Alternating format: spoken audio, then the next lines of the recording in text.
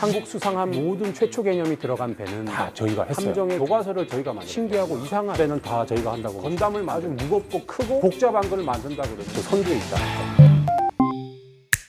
함정 역사책에 우리나라 해군력이 이렇게 확대가 된 게 6.25가 끝나고 그때만 해도 정말 작은 100톤 미만의 경비정 이런 것들만 만들고 있었고, 그때 구축함이라고 하는 것들이 뭐 이 해군에서부터 증여, 공여를 받은 배가 다였거든요. 자체 제작 기술이 없었어요. 그래서 1975년도에 딴 데가 먼저 대한민국 최초의 호위함을 냈는데, 그 배는 현대식 전투함이라고는 할 수가 없거든요. 일단 배가 너무 작아. 1,500톤이야. 헬기도 탑재가 안 되고 CMS라고 전투 체계가 아예 없는 배예요. 그게. 현대식 전투함이라 하면 해상 전투도 있고 각종 공중전에서 자함을 방어를 하고 공격도 할 수 있고 이런 여러 가지 면에서 멀티태스킹이 돼야 되거든요. 근데 그런 기능이 전혀 없고 빠르게 가서 연안 경비를 하는 경비정 개념인 거죠. 그 정도 수준의 배지만 KDX-1 같은 경우는 현대식 전함이 가져야 하는 모든 기능들을 다 가지고 있는 배예요. 저희가 CJ함 업체로 선정이 된 게 86년도거든요. 그리고 배가 나온 게 98년도예요. 거의 12년을 한 거예요, 그 배는. 왜? 아무것도 없었으니까. 거의 맨 땅에서 교과서를 다 집필해가지고 처음부터 끝까지 다 만든 거예요.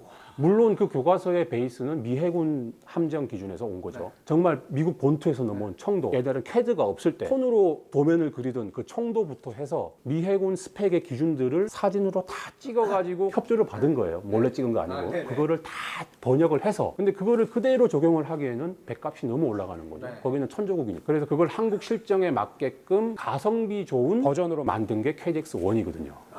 제 옆에 있던 선배님들, 형님들이 저희 기술로 꽉꽉 채워서 만든 배인 거거든요. 함정 건조를 함에 있어서 실제적인 핵심 교과서를 저희가 만들었거든요. 어떻게 보면 바이블 같은 거죠. 성서 같은 거. 기존에 없는 거를 사바나 들고 맨 땅에 엄청 파가지고 만드는 게 특수선의 DNA다. 그 DNA가 우리 함정 경쟁력의 핵심이 아닐까. 국산 1호 구축함인 광개토 대왕, 우리 해군에서 가장 큰 함정의 최초로 대함 대공 미사일을 장착한 능력을 갖추었습니다. 특히 광개토 대왕은 이지스급 엔진의 소음을 현격하게 줄임으로써 그래서 보면은 KDX-1, 2, 3가 있는데 결국 플랫폼은 동일한 거예요. 함이라는 플랫폼은 전부 KDX-1에서 온 거고, 보고서를 보시면 알겠지만 KDX-1 보고서, 2 보고서, 3 보고서, 전체 보고서 내용의 한 70% 이상이 KDX-1 보고서를 그대로 카피해서 갖고 와요. 왜? 이게 바이블이자 교과서니까. 그럼 그 교과서를 대로 KDX-1의 1, 2, 3부랑 다 건조를 했죠. KDX-2 같은 경우에도 재밌는 게 첫 시리즈가 이만큼 결과 잘 나왔으니 이번엔 딴 조선소도 같이 가야 될 거 아닙니까? 정부 정책이에요. 하나가 잘못되더라도 리던던시로 하나 더 가져가야 된다. 그래서 2를 딴 조선소에 시켰더니 직접 보고서 보시면 알아요.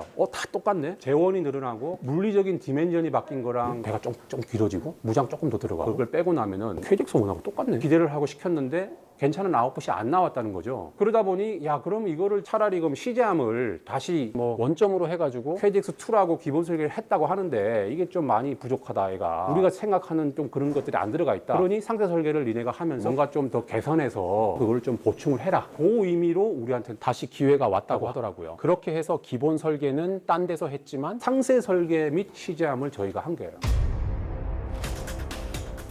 한국 수상함, 뭐 전투함, 모든 최초 개념이 들어갔던 배는 다 저희가 했어요. 저희가 여객선도 국내 최초로 했잖아요. 국내 최초는 다 저희가 했어요, 실제로. 딴 데는 뭔가 검증된 안전빵 그런 사업만 하려고 할 때 저희 거는 보면은 계속 트렌드를 따라가고 새로운 걸 계속 도전해요. 뭐 이상한 배는 다 저희가 한다고 보시면 돼요.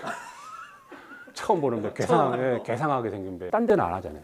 머리 아프니까 그 잠수함 군함이라는 배가 있어요. 그게 잠수 시스템이 들어가는 배이기 때문에 그런 배들도 굉장히 어려운 배거든요. 실제로 그 스페이스십에 들어가는 개념들이 거기 다 들어가는 거예요. 고압의 산소통에 사람들이 들어가야 되고 거기서 치료도 받아야 되고, 우주선은 밖에 공기가 없잖아요. 안에 공기가 있고 물 밑도 똑같거든요. 밖에는 공기가 없고 다 물이고 안에는 사람이 있고, 그거를 배 안에 다 적용을 하고 그걸 작동하기 위한 시스템들을 배에 다 구축을 해야 되는 배이기 때문에 이 배도 엄청나게 어려운 배거든요. 만약에 인류가 우주로 뻗어나간다 그러면은 뭐 핵심 기술은 뭐 테슬라나 뭐 스페이스X 여기서 갖고 온다고 하더라도 실제 건조를 할 수 있는 곳은 전 세계 하나오션이 최초가 되지 않을까. 예를 들어 건담을 만든다, 로봇을 만든다, 아주 무겁고 크고 복잡한 걸 만든다 그러면 하나오션이 그 선두에 있지 않을까. 왜? 새로운 도전, 끝없이 파고 들어가는 노력, 그 DNA가 있었기 때문에. 그런 DNA가 없으면은 저희가 생각했던 것보다 또다시 퇴보된 결과가 나올 수 있기 때문에 KDX의 의미는 K방산이 세계로 뻗어나가는 시작점인데, 이것 자체를 정말 잘 만들어야 그게 가능하다. 그런 의미에서 보면은 저희가 하지 않으면 국가적인 손실이다 라는 게 저의 결론입니다.